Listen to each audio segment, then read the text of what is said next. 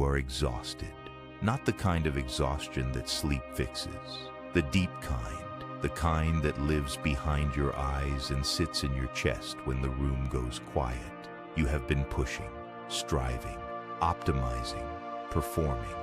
You have been told that the harder you fight, the more you deserve.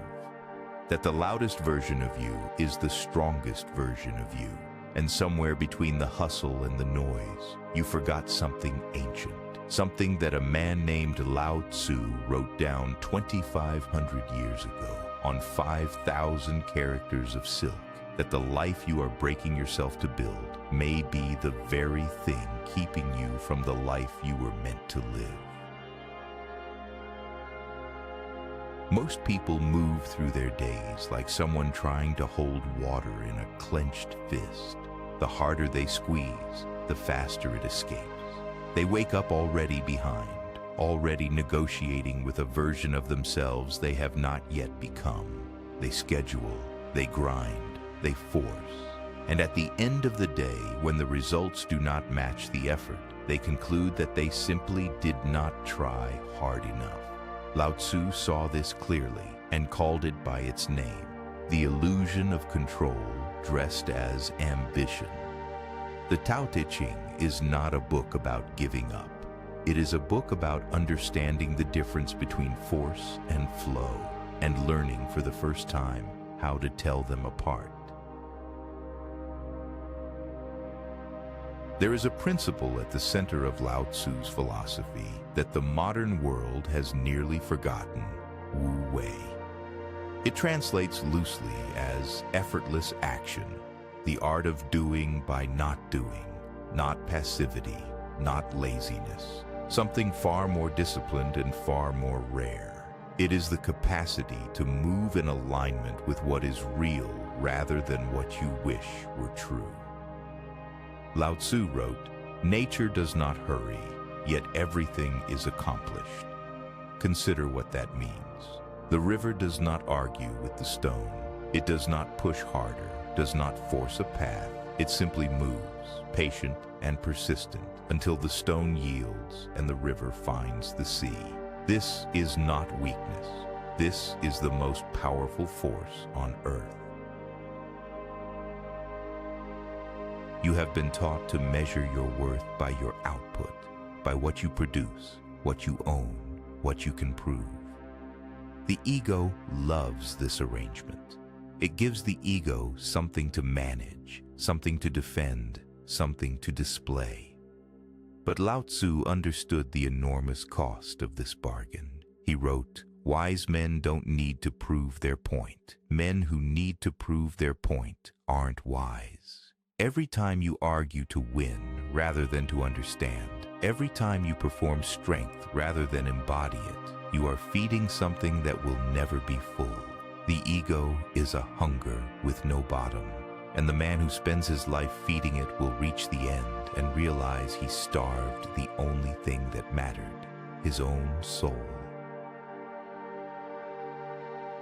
What does it mean then to actually know yourself?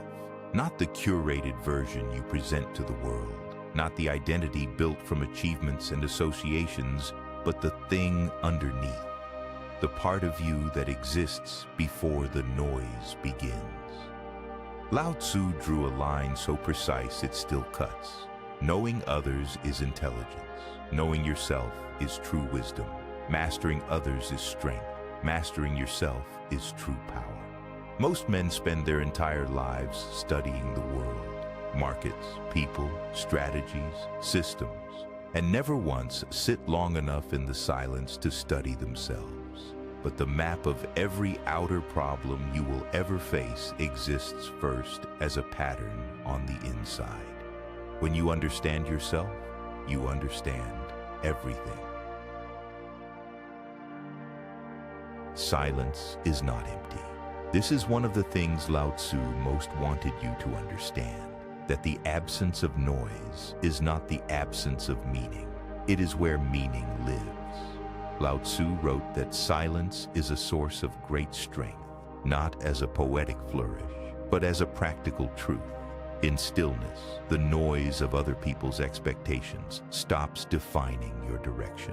In stillness, you hear what you actually want. Separate from what you have been told to want. He asked it directly. Do you have the patience to wait until your mud settles and the water is clear? Most people never find out. They mistake the muddy water for the whole of what they are, and they make decisions from that clouded place, and they wonder why nothing ever feels aligned. The ego does not fear failure as much as it fears irrelevance. This is why you keep accumulating achievements, opinions, identities, things. Because each new acquisition quiets, briefly, the voice that whispers, "You are not enough." But Lao Tzu points to something different, something that sounds like madness until you sit with it long enough to feel its truth. He wrote, "The master has no possessions. The more he does for others, the happier he is. The more he gives to others, the wealthier he is. The hand that releases finds itself full. The life that stops hoarding its energy and starts offering it freely becomes, paradoxically, the life that has everything it needs." This is not sentimentality. This is the deepest economics of a well-lived existence. Here is where most good things die, in the space between almost finished and done. You rush because waiting feels like losing. You grasp because trusting feels like surrender. Lao Tzu named this precisely. Rushing into action, you fail. Trying to grasp things, you lose them. Forcing a project to completion, you ruin what was almost ripe. There is a ripeness to things, to relationships, to decisions, to the unfolding of a life, and that ripeness cannot be forced any more than you can force a fruit to grow faster by pulling at it. The discipline Lao Tzu calls you toward is not the discipline of doing more. It is the discipline of doing less, with more precision, at the right moment. That is mastery. Change is the one law that never changes, and yet you resist it with everything you have, clinging to versions of yourself, to relationships, to chapters of your life that have already ended. Lao Tzu was clear on this cost. Life is a series of natural and spontaneous changes. Don't resist them. That only creates sorrow. The pain is rarely in the change itself. The pain is in the gap between what is and what you are still insisting should be. The man who releases a closed chapter does not lose a life. He gains access to the next one. When you understand that everything changes, you stop spending your energy on preservation and start spending it on presence.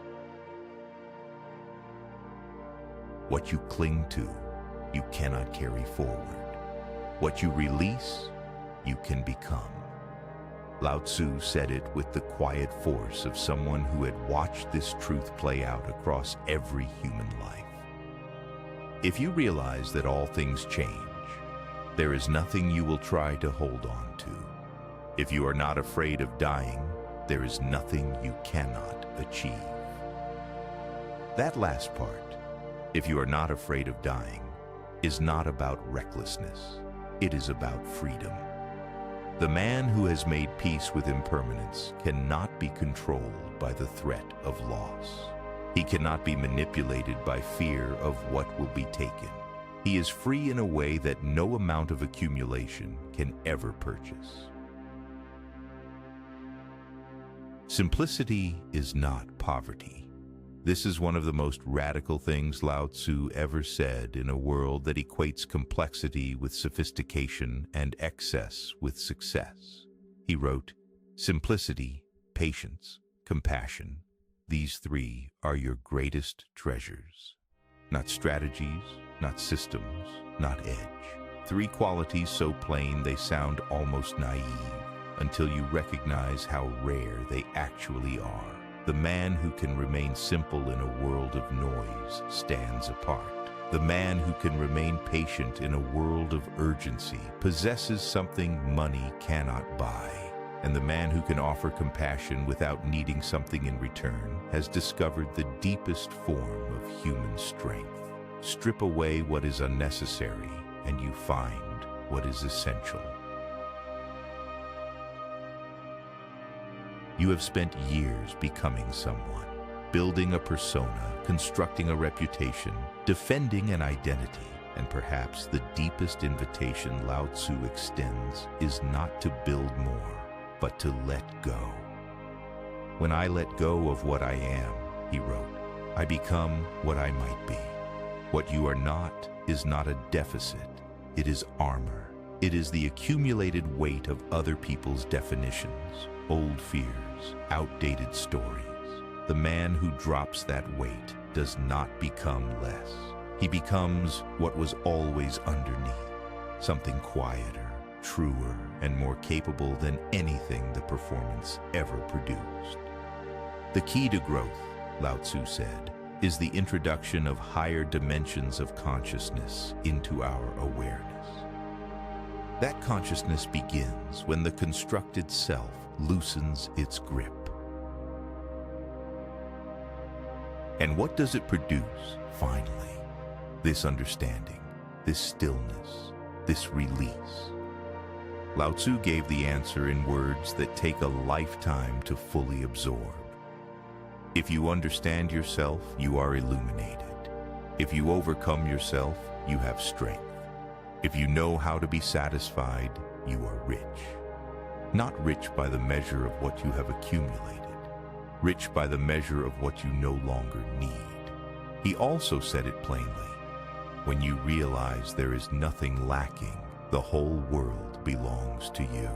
The journey of 1,000 miles, he reminded us, begins with a single step.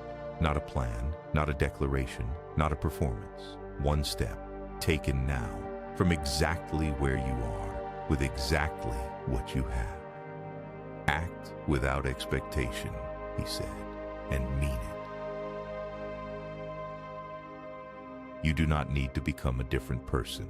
You need to stop being who you are not. That is the whole teaching. That is what Lao Tzu spent 5,000 characters pointing toward. Not a system to master, but a self to uncover. The water does not struggle to be water. The tree does not argue with autumn. To the mind that is still, the whole universe surrenders.